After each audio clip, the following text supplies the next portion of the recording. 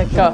Merci beaucoup caporal. Je sais que tey bëri am na yeneen information yu ëndaaloon waaye temps bi moo tax rek pour ñu mën a rattraper aussi ak suñu invité mën a am le temps de gën a dugg si sujet bi nga xamante ni moom moo ñu indi tey waaye man sama première question dafay dem si li nga xamante ni moom mooy 65e anniversaire fête de l'indépendance bi nga xam ñu ko doon amal vendredi passé di vendredi 4 avril 2025 lan mooy sa en tant qu'historien lan mooy sa sentiment par rapport ak célébration année bi. waaw ma bëggoon rek bala maa répondre ci loolu. ma jaale suñu benn kilifa. Abdoulaye Anne inspecteur de l'enseignement ensuite professeur d'université dëkk Guédiawaye. di waajuru suñu benn camarade. bu tudd Sayer Anne mooy chargé du patrimoine et de la logistique bu suñu parti RND. donc góor gi wàcc liggéey barkaat démb. foofu nekkoon ni koo xam ne ku jege woon président Mamadou Diallo. parce que moom ci parti Mamadou Diallo la doon milité. D'accord. Donc l'occasion est bien pertinente par rapport à ça. ñu leen koy jaale bu baax. waaw di ko jaale famille bi di ko jaale Guédiawaye di ko jaale waa Pikine. waaw pour 65e anniversaire indépendance c'est vrai depuis 1960 le Sénégal am indépendance di célébrer indépendance boobu at bu jot. waaye je ne sais pas xaw ma bon c'est ce qu'il faut noter. mooy que ne comme de tradition. célébrer nañu. bii mooy premier anniversaire bu ñu célébrer sous l'ère du président Diomaye et de son premier ministre Ousmane Sonko. su fekkee ne appréciation de comment on a célébré il y a eu des innovations. Ça c'est clair. Il y a eu des innovations sur beaucoup d'aspects extrêmement importants yoo xam ne daawuñu ko gis mooy c'est vrai qu'il y avait toujours défilé civil défilé militaire mais cette année innovation bi mooy la touche culturelle. La touche culturelle et je devrais même dire la touche idéologique. Touche culturelle bi mi ngi feeñ ci et historique mi ngi feeñ ci le défilé de nos personnages de historiques. Les résistants les rois les reines benn par benn présenté nañ leen ce qui fait que terroir bu nekk nga sentir ci bopp sa bopp ci activité c'est important. C'est important. beneen bi mooy les cultures les danses tambour yi fii ku nekk ak chaque culture wala chaque ethnie ou bien chaque groupe socio-culturel feeñal nga sa identité. Loolu tamit ça montre toute la richesse que constitue la diversité culturelle nationale. Mais sur un fond d'unité culturelle aussi parce que malgré les apparences nous sommes une seule même culture non seulement sénégalaise mais africaine. ñun loolu lañu gën. Donc notre histoire a été ramenée et mise en relief. Nos cultures et notre culture aussi ont été bien mises en relief. Plus maintenant ce que j'appelle la touche idéologique, moi, l'orientation panafricaniste. On a vu défiler, n'est-ce pas, des jeunes sur des roulettes, symbolisant la modernité, mais habillés au drapeau des différents pays africains. Loolu, c'est un message fort dans une perspective panafricaine de retrouvailles, n'est-ce pas, de toute l'Afrique, de tous les États africains. Donc loolu, du point de vue des innovations, ça a été d'une importance capitale et ça peut être un déclic parce que la libération, l'indépendance,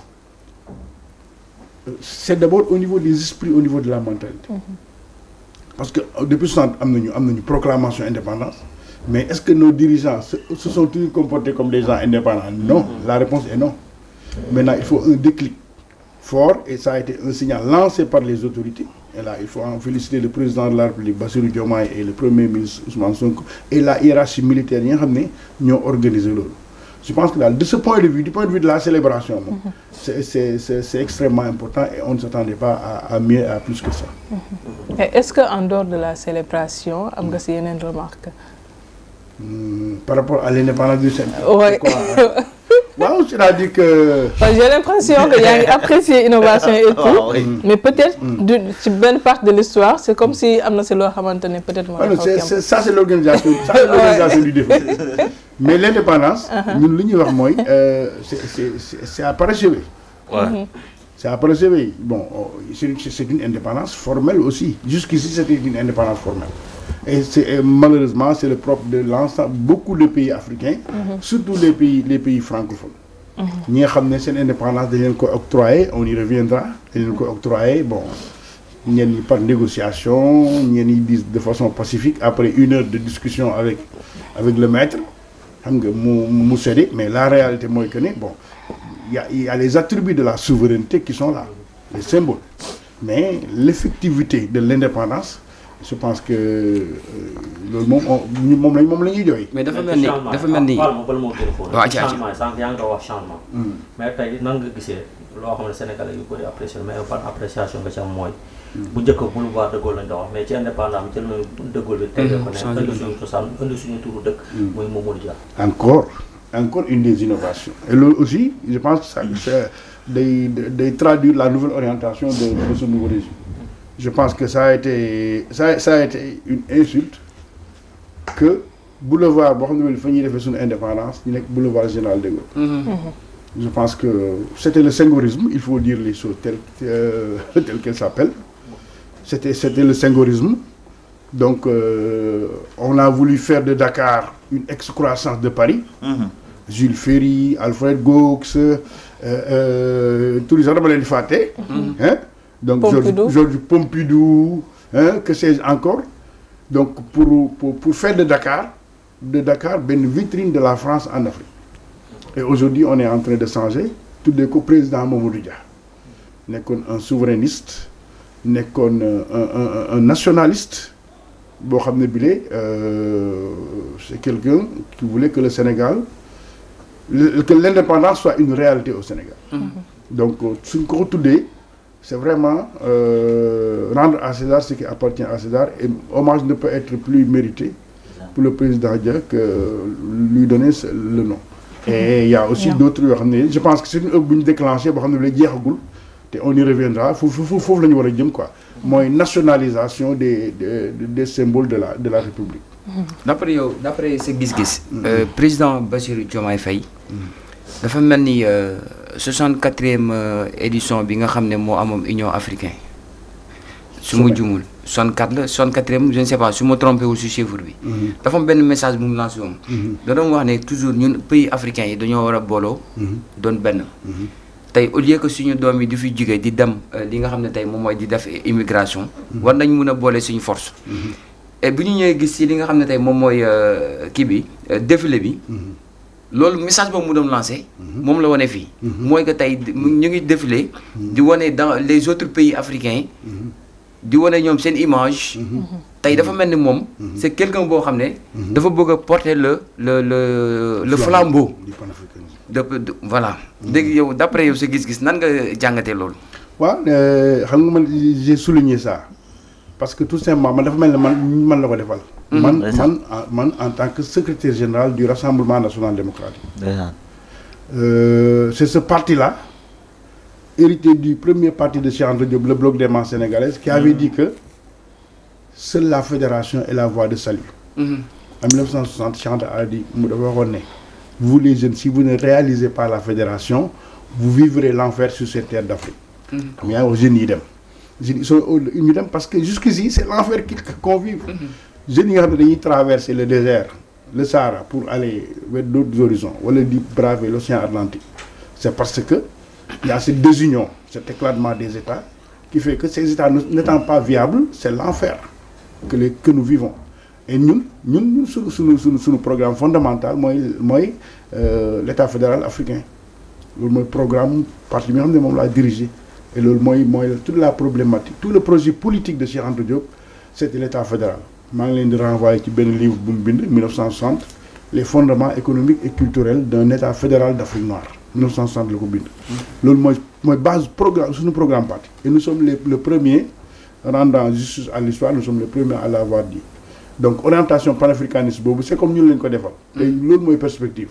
Sénégal, c'est vrai, on peut faire des progrès, tous nos États peuvent développer une démocratie, peuvent développer, mais tant que les États-Unis d'Afrique, c'est la seule voie de salut. Tant que devenus mais on vivra encore l'enfer parce que seul l'État fédéral est viable en Afrique. Xoolal État yëpp tey jii les bailleurs de fonds wala les partenaires suñ téye seen loxo mais ça pose problème. Aucun État africain n'est viable à l'état actuel. xam nga bon am na de moyenne puissance Afrique du Sud Égypte yooyu mais elle dépend aussi de l'aide étrangère. Donc la réalité aujourd'hui pour sauver l'Afrique, c'est basculer l'Afrique sur la pente de son destin fédéral. Et donc lii c'est un appel message boobu et il est logique dans ça. Il a affirmé l'idéal panafricain président bi mu doon prêter serment affirmé ko aussi ci premier message à la nation te dépend lii donc ça vient pour corroborer disons la justesse de cette option ak aussi bon disons le choix du nouveau régime de travail dans ça. D'accord. Vous pensez que il peut réussir ça facilement? Non, c'est pas lii moo koy réussir. C'est toute l'Afrique. Il faut créer une masse critique. Il faut créer une opinion publique africaine et c'est en train d'avancer nag. donc dama lay nga baal ma daggal foofu xam nga boo gisee ma laaj la ndax mën na ko réussir. c'est-à-dire que li ñu doon gis ñun si pays africains yi mooy que toujours dañuy nekk un pays boo xam ne da ngay dépendant. dépendant mooy que toujours y a des pays africains y a des pays européens yoo xam ne tey ñoom ñoo lay guider wala ñoom ñoo lay imposer à ce que lii ngay doxalee sa pays wala lii ngay def du doon loo xam ne nag bon dañ koy wax ci kaw mais politiquement si suuf lay doon c'est pour ça moo tax ma laaj la ma ne est-ce que mën na réussir ça facilement quoi. waaw c'est-à-dire que déjà orientation souverainiste la am na affaire yoo xam ne tey bon qui sont des marqueurs du régime bon ak de fortes proclamations. Bon déjà l'armée française les accords dañ koy réviser les accords de coopération militaire au point que base yi ñu koy fermer sur la question monétaire il a dit que cette option là reste en l'état donc il y a des lignes de force yoo xam ne mi ngi fi qui montrent cette orientation léegi il faut travailler à ce que affaire bi am non seulement au niveau de la classe dirigeante mais au niveau des populations. J'ai dit tantôt que c'est en train d'avancer opinion la boo xam ne bi option la boo xam ne bi mi ngi avancer parce que nit ñi de plus en plus après 65 ans de vie on se rend compte que ni bon nos états là xam nga tels qu'ils ont fonctionné jusqu'ici ça ne règle pas nos problèmes et que donc la solution on va vers ça naturellement day dem ba imposer wu nit ñi réaliser la fédération. Donc vous êtes d'accord sur le point donc vous êtes d'accord sur le point des pays africains qui disent France dégage. C'est-à-dire que man fi le France dégage ça me fait rire bon on veut la souveraineté l'indépendance mais pas la rupture benn ensuite qu'est-ce que la phrase France dégage tu le dis quoi en français yow nga ne France dégage après France mi salami c'est des questions yoo xam ne comprendre ce que je veux dire. Non France dégage le slogan ne suffit pas. D'autant plus que ça se dit en français. ñu bàyyi français. c'est pas ça. Merci beaucoup jërëjëf damay ñëw directement ci suñu sujet nga xam ne moo nekkoon suñu thème. muy la marche vers l'indépendance. bu ñu nee indépendance maanaam ñun dañu war a xam dëgg-dëgg lan mooy indépendance. waaye aussi bu ñu nee lan mooy indépendance ana ñan ñoo ñu xeexal tey. nga mën ci citer ay nit mën ci indi ay détails tuuti pour ñu xam ñi nga xam ne ñoo liggéey. ndax ba tey Sénégal mën a moom boppam. ci côté yëpp. waaw je pense que c'est important pour l'histoire ak donc pour les générations actuelles. ñu xam ne bon naturellement il y a une version officielle qui dit que qui donne au premier président du Sénégal peut-être la paternité de l'indépendance alors que non il a accompagné gunge na officiellement moom mooy le premier chef d'État. Mais indépendance bi en tant que tel dafa am fu mu jógee fu sori. da ngay départ ci principe bu ne. De tout le temps dans toute l'histoire africaine li nga xam ne moom mooy une donnée constante mooy que ne toutes les fois que l'Afrique a été agressée il y a eu face à cette agression une volonté de résistance de refus de dire non n'est-ce pas à cette invasion tubaab bi ñu fi ñëwee njaayu njaam yi am na ñoo xam ne ñii de dañoo résister ba traite négrier jeex 4 siècles yëpp ñoo xam ne dañoo résister dëgg la ñi daan dee ñi daan xaru ñi daan songu gaay def ci xam nga muy benn bon mënoon nañ ci détailler di wax ni ñu doon défendre est-ce que yenn esclaves yi ñu jàppoon il préférait ñenn ñi il préférait la mort ñenn ñi même suñu mënul xaru sax mais il garder ñu doon garder seen identité tu as Anta Madjiguène Ndiaye, tu as Kunta Kinte. Oui, Anna Kinsile. Anna Kinsile, sa maman. Oui. Anta Madjiguène Ndiaye. Oui. Donc, volonté de résistance, ben. Colonisation, c'est vrai que les envahisseurs ont défait toutes les résistances, voilà, les résistances armées. Mais jamais les Africains n'ont baissé les bras, n'ont accepté cette volonté de domination. Toujours il y a eu de refus. Après donc l'échec des résistances armées, résistance pacifique, culturelle, religieuse, hein, sous nos résistants, chez Amadou Bamba, El Hadji Malick Sy, chez Omar, nous avons résister. Peut-être bàyyi tubaab bi ñu am domination militaire, domination économique, mais les âmes étaient préservées de la perversion et de la corruption occidentale. Alors, ce qui fait que donc, l'ultime volonté de résistance. Volonté de résistance continue durant tout le temps qu'a duré la colonisation. Il y a eu des actions de refus organisées, individuelles comme collectives. Alors, bien sûr, maintenant, nous commençons à travers l'école aussi, bénéficier de l'école.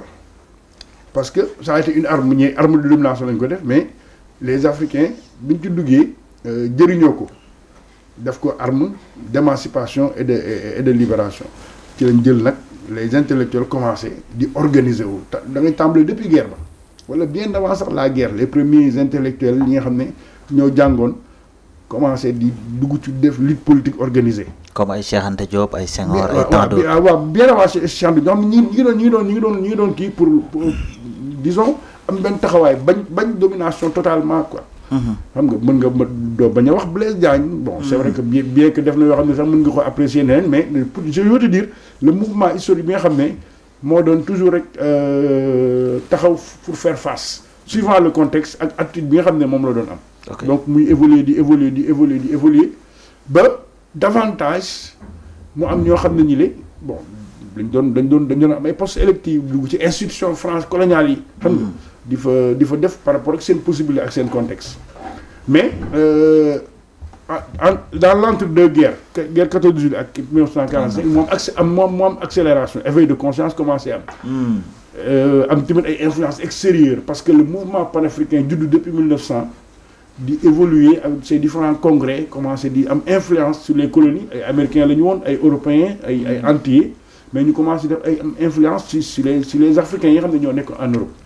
Le mouvement de la négritude, la renaissance africaine, la deuxième guerre mondiale, moi, une déclic important.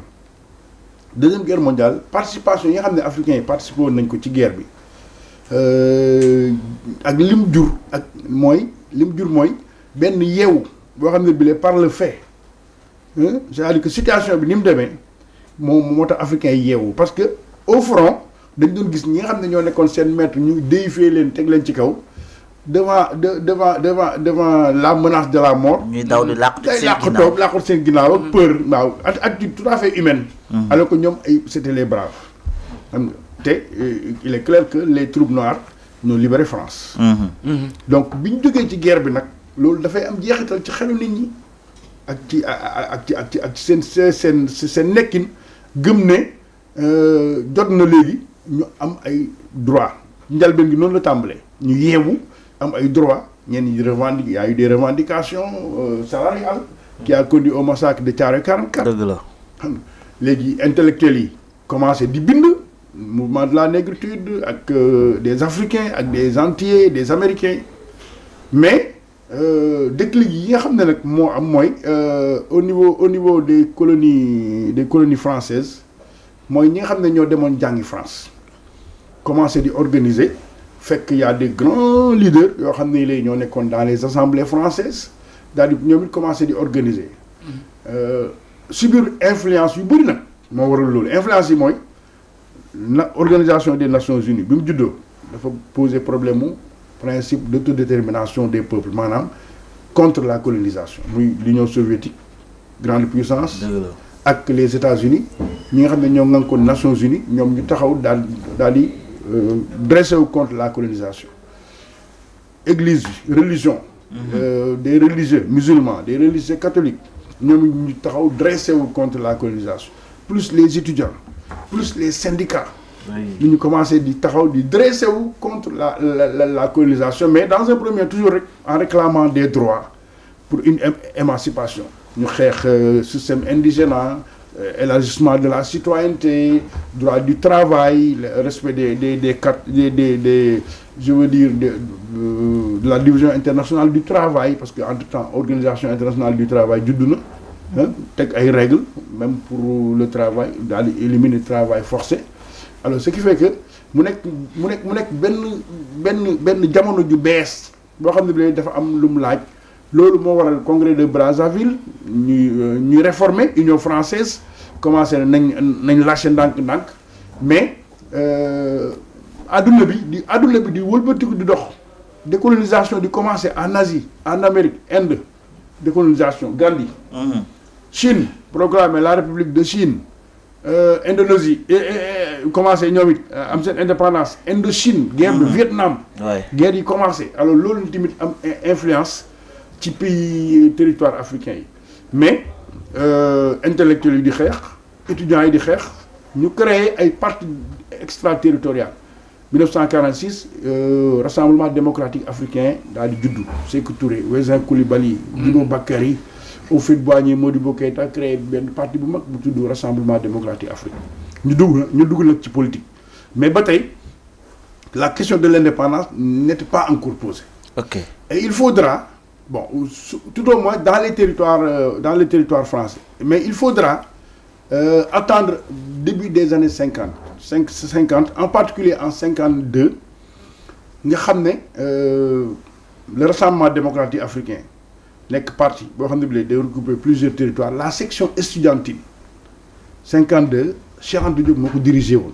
Ok. L'association des étudiants du RDA ñoom ci seen benn journal La Voix des étudiants de l'Afrique noire ci lañ njëkk a gis dans les pays francophones à l'exception de il faut le dire Cameroun un Camerounais qui s'appelle Ruben Oumniobé nga xam ne moo dirigeoon parti bi ñu naan Union des populations camerounaises tubaab bi sax dañu koy faagaagal rey ko ak leader malgache Rabé Mananjara à part ñooñu dans les territoires africains étudiants yi par la plume de Cheikh Anta Diop ñu njëkk a wax réclamer indépendance déjà en 1952 poser le problème de l'indépendance et li may wax nii c'est historiquement daté. Oui. Donc doo gis ay écrits dans le monde francophone à part ñaan ñooñu ma la wax yu jiitu l'article bi nga xam ne Cheikh Anta Diop moom la signé en 52 vers une idéologie politique en Afrique noire où il pose la question de l'indépendance et non seulement la question de l'indépendance mais la question même de la fédération bi nga xam ne moom lañ doon wax sànq mooy l'unification de l'Afrique 52 affaire yi di dox mu nekk un mouvement boo xam ne étudiants yi porté ko def rupture même avec le parti RDA parce que ñoom ils voulaient rester dans l'Union française. Mais est-ce que étudiants yi mën nañ ci am quelques tours yooyu ñu nga xam ne ñoo ko porté woon. waaw da nga ciy wax Cheikh Anta Diop wax ci Ablaye Wade maître Babacar Niang Amadou Ali Dieng bëri na Amadou Makhtar Mbow. Ok. Amadou Makhtar Mbow ñi nga xam ne ñooñu c'est les premiers intellectuels yi nga xam ne connus par leur organisation bëri nañu Sénégal ñu bëri ay ñoom Majmoud Diop. Abdoulaye Ly. ñoom ñëpp nekk ci di xeex boobu mais. En tout cas, du point de vue des écrits datés moom Cheikh Anta Diop moo njëkk par la voix disons de l'association des étudiants du RDA. Donc affaire yi dem intellectuel di xeex sur le plan intellectuel di liggéey di def ay travaux yoo xam ne c'était contre les affirmations de la colonisation. Cheikh Anta Diop bind livre bu important muy Nation nègre et culture loolu moo nekk déclic nga xam ne moo yee même la jeunesse estudiantine africaine à Paris. waaw bon loolu conduire ak plus aussi la bataille sur le terrain les syndicats donc mënoo ko bañ a wax parce que grève des cheminots 1947-48 loolu tamit bokk na ci li nga xam ne accéléré na en Côte d'Ivoire bi ñu jàppee les leaders du PDCI RDA la marche des femmes du Grand Bassam loolu tamit nekk ay événement boo xam ne bi dafa affaiblir colonisation léegi tubaab bi plus maintenant l'arrivée de nouveaux députés à l'Assemblée française avec les étudiants en métropole avec le travail sur le terrain léegi ñu gis ne vraiment nañ daan yoree waratul mën a nekk et que léegi y a un mouvement irréversible qui est en train de naître ci lañ commencé ñoom ñu mel ne lañ koy dogalee di commencé di def ay réformes loolu waral 1956 ñu def la loi cadre nga xam ne da doon joxe donc Union française la woon léegi ñu ngi ci autonomie interne jox leen autonomie interne pour permettre à ces territoires ñu am gouvernement territorial assemblée territoriale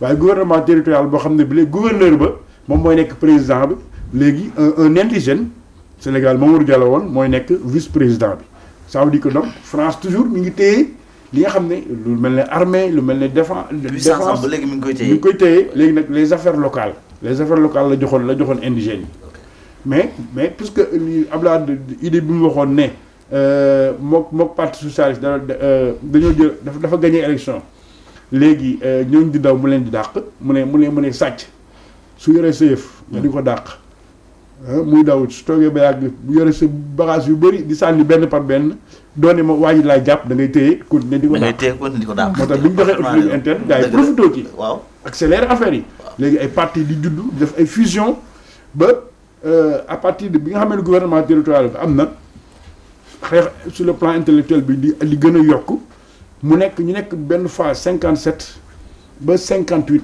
mu nekk vraiment phase d'accélération des fusions de partis naissance ay parti bu mel ne parti du regroupement africain nga xam ne dafa doon regrouper parti africain yi nekkoon ci territoire yëpp daal di juddu dem ñu dem congrès Cotonou.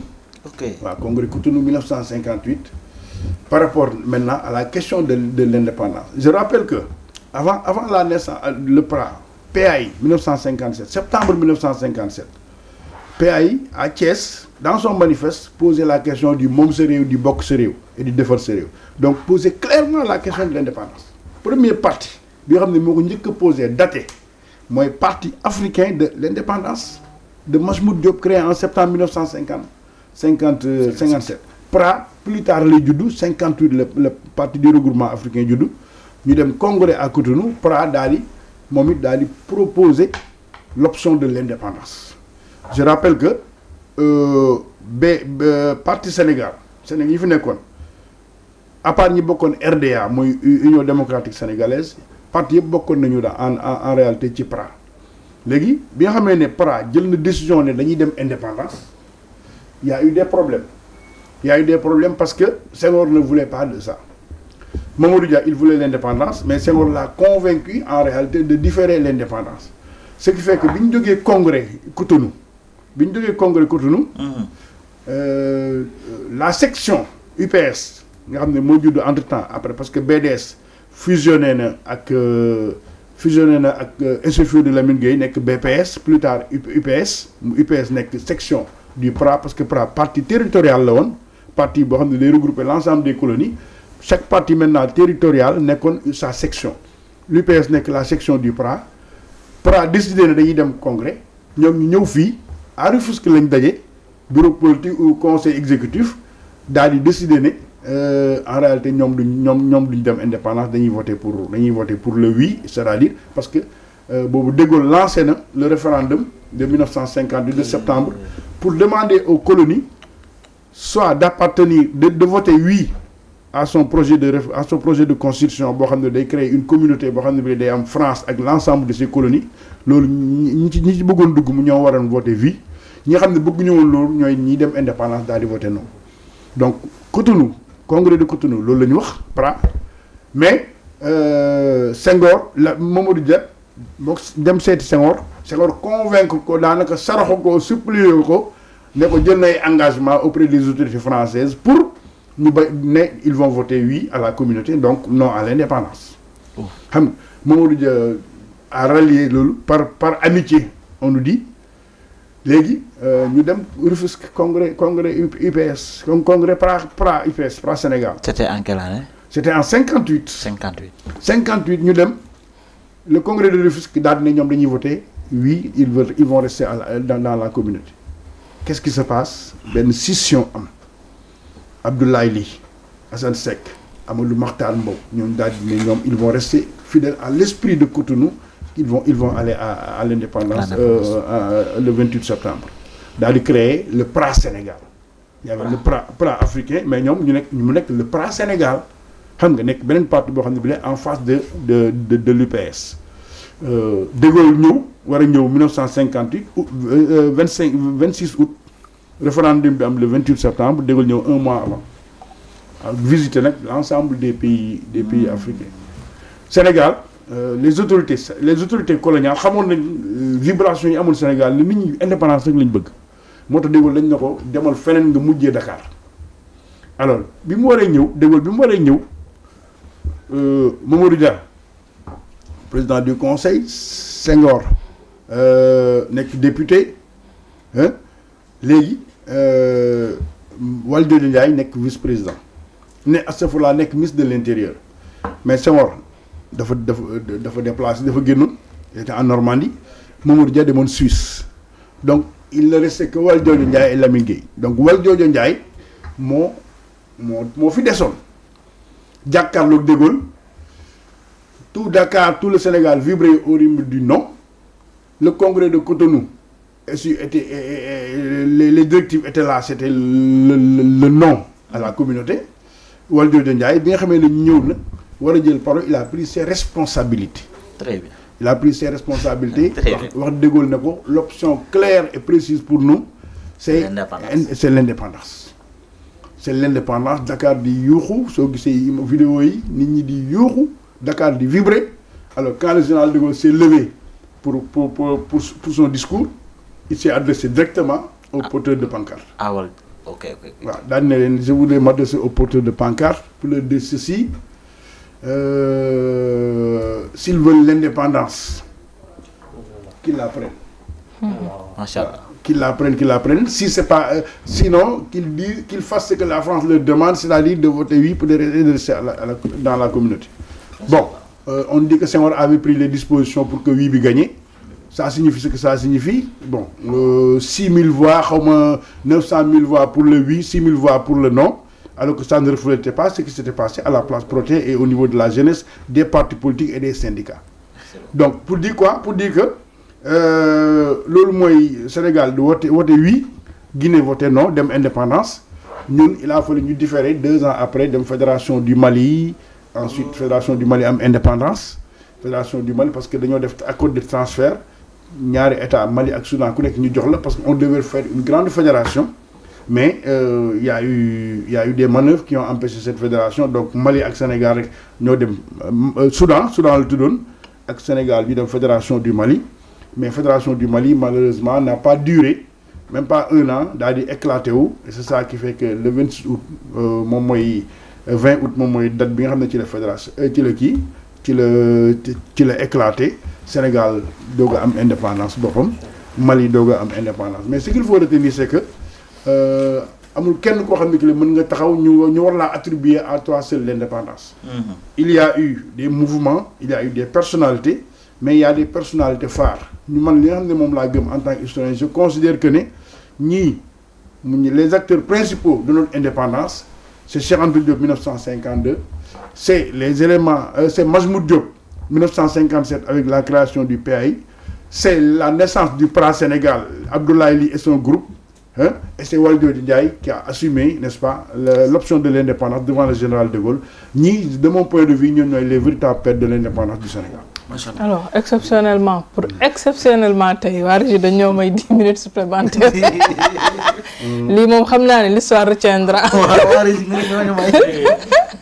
macha allah mu nekk loo xam ne histoire nga tracé mais des fois damay jaaxle quoi ma ne Sénégal am na ñoo xamante ne est-ce que intérêt Sénégal la ñu waxee wala dañuy bëgg Sénégalais di jaxasoo seen biir wala dañuy bëgg di jaxase Sénégalais. Parce que li nga wax nii yëpp doo am solo la mais barki démb am na koo xam ne taxaw na fi. mu ne les tirailleurs. ak suñu nii nangam ñooy ay traître la ñu woon. yow nan nga koy gisee. waaw man de c'est vraiment méconnaître l'histoire que de dire tirailleurs yi ay traître la ñu woon. wala boog être motivé par autre chose. Tirailleurs yi xeex ñu woon ak africain xeex ñu woon contre l'Afrique, ils n'ont même pas opéré.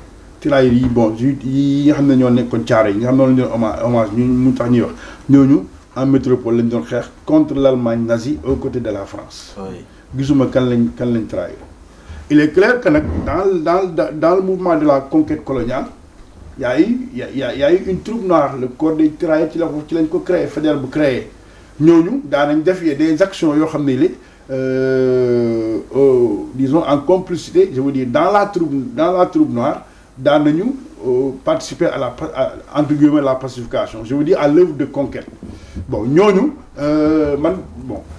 c'est le premier code des tirailleurs, mais tirailleurs yi nga xam ne ñun le président doon honoré, Sénégal honoré leen, histoire honoré leen, mooy ceux qui ont été massacrés à Thiaroye 44, qui ont participé à la deuxième guerre mondiale nga xam ne c'est une guerre mondiale, hein, c'était une guerre mondiale, donc c'était des forces c'était les forces démocratiques, je veux dire, contre le nazisme.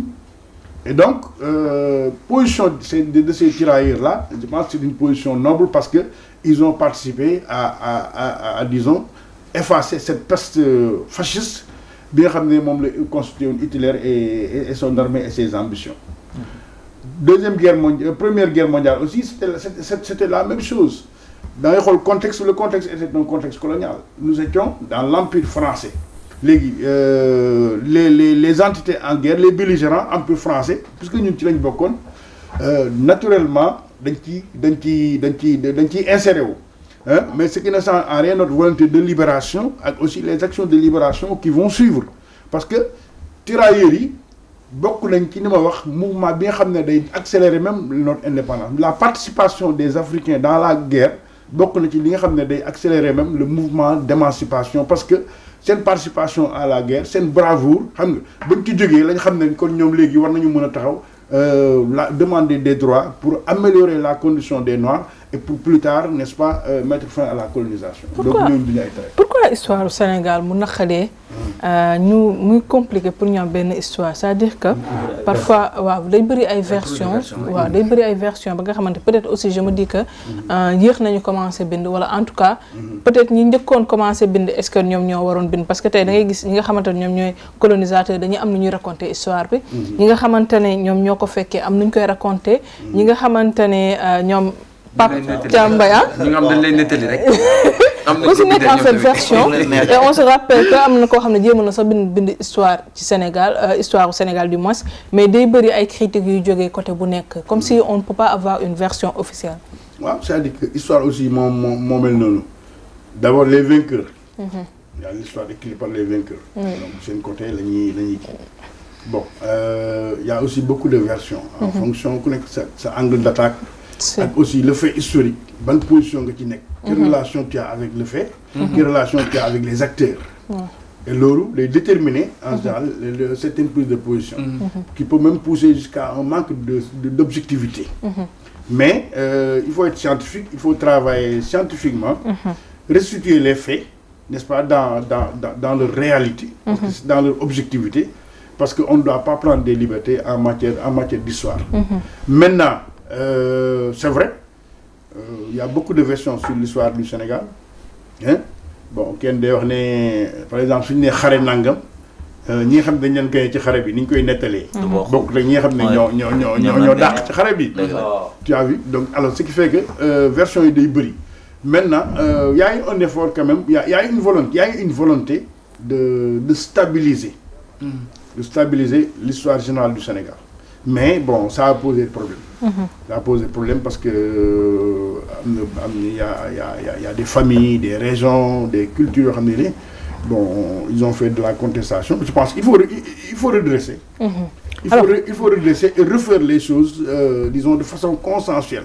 Avoir une démarche très objective, une démarche d'arbitre.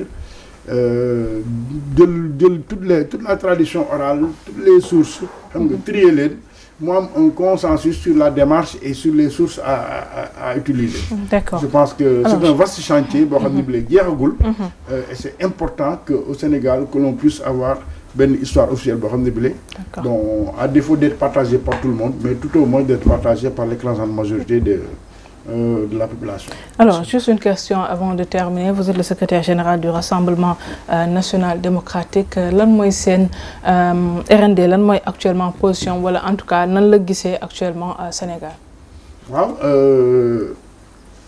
Nous sommes un parti nationaliste panafricaniste. Alors, moi je suis secrétaire général du RND depuis le 18 novembre 2022, a remplacé le professeur Madior Diouf, feu professeur Madior Diouf, décédé le 23 janvier di ko dollee ñaan yàlla xaaral ko àjjana. Assuré intérim bi jusqu'au 24 septembre 2023 ci lañ ma confirmé avec une nouvelle direction constituée essentiellement de jeunes. Alors je suis le 4e secrétaire général du RND.